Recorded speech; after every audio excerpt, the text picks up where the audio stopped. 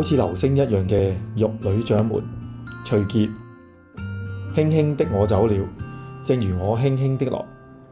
上世紀80年代，徐潔就好似流星咁劃過香港夜空，清純玉女形象令人驚鴻一瞥。曾經同陳百強、林青霞、鄭少秋等巨星合作，閃亮一時。但佢毫不眷戀五光十色嘅娛樂圈，視名利如浮雲，話走就走，不帶走一片雲彩。你仲會唔會掛住佢呢？好多影迷誤以為徐潔嘅處女作就係新浪潮大導演譚家明嘅成名作《名劍》，但係事實並非如此。1975年，瓊瑤擔任編劇嘅《水雲》，男女主角分別係秦漢同林青霞。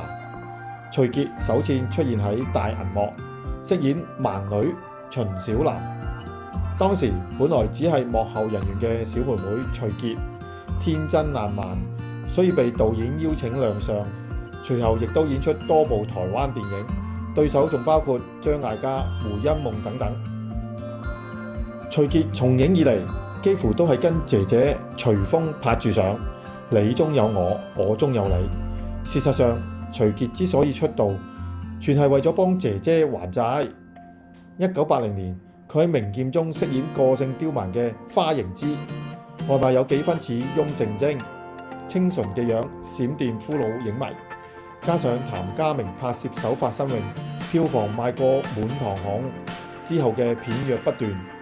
第二年，徐潔接拍第二部香港電影《失業生》，同兩大萬人迷陳百強、張國榮做對手戲，佢公主咁嘅樣達到巔峰，更獲得廣告部主管杜衛東形容為清純秀美，前無古人，後也未必有來者。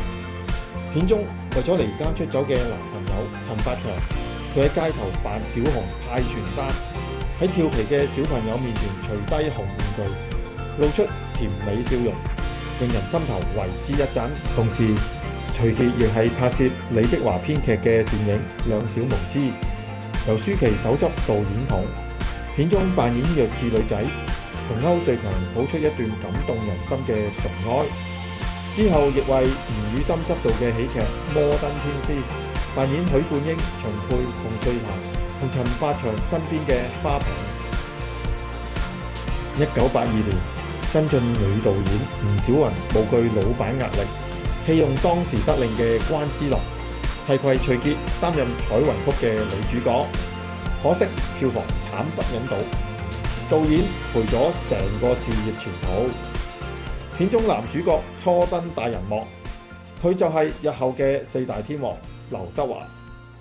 有趣嘅係當時係大明星嘅徐潔喺一張卡片上面寫咗祝你成為大明星，送俾劉德華。結果祝福成真，而佢本人就喺1983年退出娛樂圈，去到美國讀大學修讀經濟。畢業後回流入咗姐姐同湯君蓮嘅湯臣公司。講返轉頭，徐潔本來就有機會升上大學，佢為咗姐姐而投身娛樂圈。後來徐楓嫁俾最大嘅債主湯君蓮，債務一筆勾銷。姐姐回憶起當年妹妹嘅付出，毫不猶豫買斷咗嘉禾嘅合約，為徐潔贖身去美國。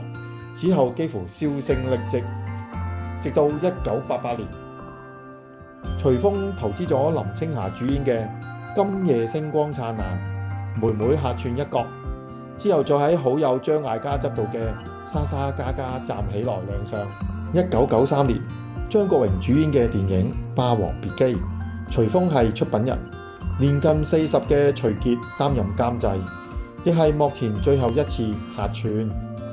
唔好話床戲，徐潔就連 kiss 戲都冇拍過，玉女形象永恆不滅，感情世界更係一個謎。